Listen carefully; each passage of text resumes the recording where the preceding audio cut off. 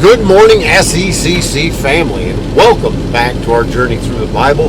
We are going to end our reading today in 1 Samuel. We're going right into 2 Samuel tomorrow morning. So let's get to it. 1 Samuel chapter 30 and 31.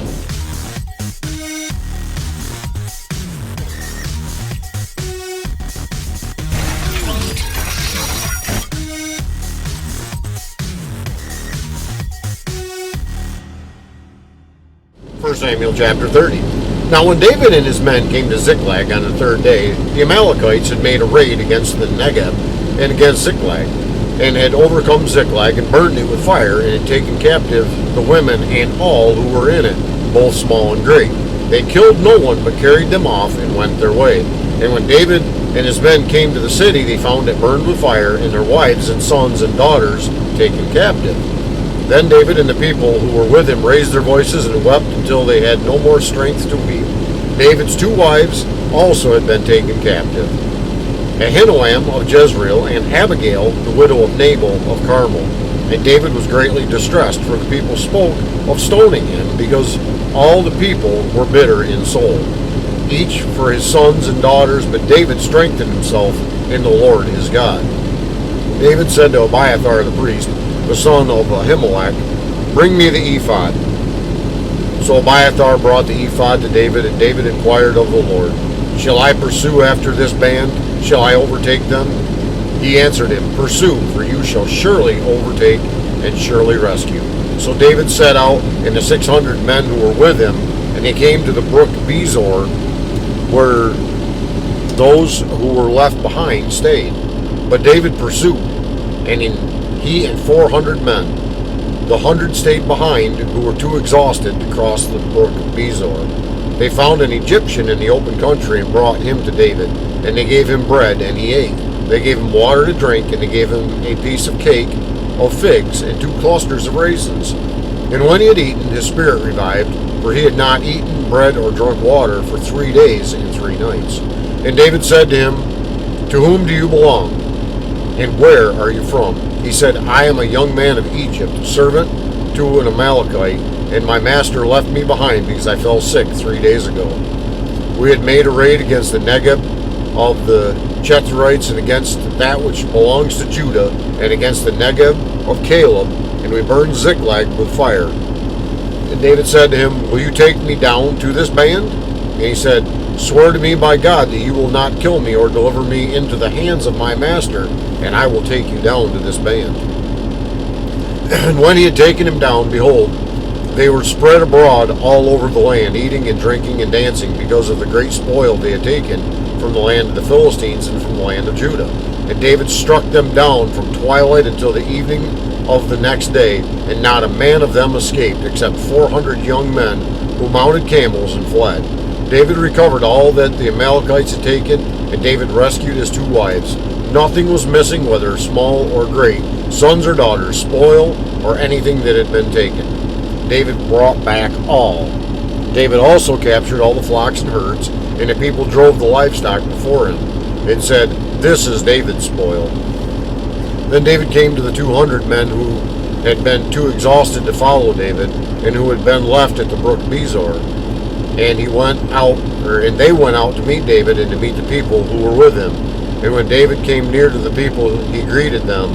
Then all the wicked and worthless fellows among the men who had not gone with David said, because they did not go with us, we will not give them any of the spoil that we have recovered, except that each man may lead away his wife and children and depart. But David said, you shall not do so, my brothers. With what the Lord has given us, he has preserved us and given into our hand the band that came against us. Who would listen to you in this matter? For as his share is who goes down into the battle, so shall his share be who stays by the baggage. They shall share alike. And he made it a statute and a rule for Israel from that day forward to this day. When David came to Ziklag, he spent part of the spoil to his friends, the elders of Judah, saying, here is a present for you from the spoil of the enemies of the Lord.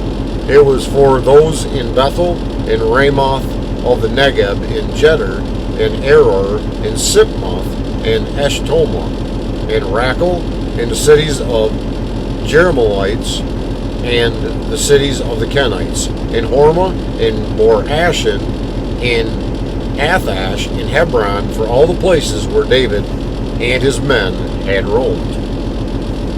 1 Samuel 31. Now the Philistines were fighting against Israel, and the men of Israel fled before the Philistines, and fell slain on Mount Gilboa. And the Philistines overtook Saul and his sons, and the Philistines struck down Jonathan and Abinadab and Malchishua, the sons of Saul. The battle pressed hard against Saul, and the archers found him, and he was badly wounded by the archers. Then Saul said to his armor-bearer, "Draw your sword and thrust me through with it, lest these uncircumcised come and thrust me through and mistreat me." But his armor-bearer would not, for he feared greatly. Therefore Saul took his own sword and fell upon it. And when his armor-bearer saw that Saul was dead, he also fell upon his sword and died with him. Thus Saul died, and his 3 sons, and his armor-bearer, and all his men on the same day together. And when the men of Israel who were on the other side of the valley, and those beyond the Jordan, saw that the men of Israel had fled, and that Saul and his sons were dead, they abandoned their cities and fled, and the Philistines came and lived in them. The next day, when the Philistines came to strip the slain, they found Saul and his 3 sons fallen on Mount Gilboa. So they cut off his head and stripped off his armor, and sent messengers throughout the land of the Philistines to carry the good news to the house of their idols and to the people. They put his armor in the temple of Ashtaroth, and they fastened his body on the wall of Bethshan. But when the inhabitants of Jabesh Gilead heard what the Philistines had done to Saul, all the valiant men arose and went all night and took the body of Saul and the bodies of his sons from the wall of Bethshan, and they came to Jabesh and burned them there. And they took their bones and buried them under the tamarisk tree in Jabesh, and fasted 7 days. So that wraps up our reading in 1 Samuel. Wraps up our reading also for today. Lord willing, we'll be right back here again tomorrow. Hopefully on time, but man, these uploads are not uploading the way that I would like them to. So we will be back at some time, hopefully tomorrow. And until then, I would ask the Lord would richly bless you. Yes, you. Have a good and godly day, and I'll see you.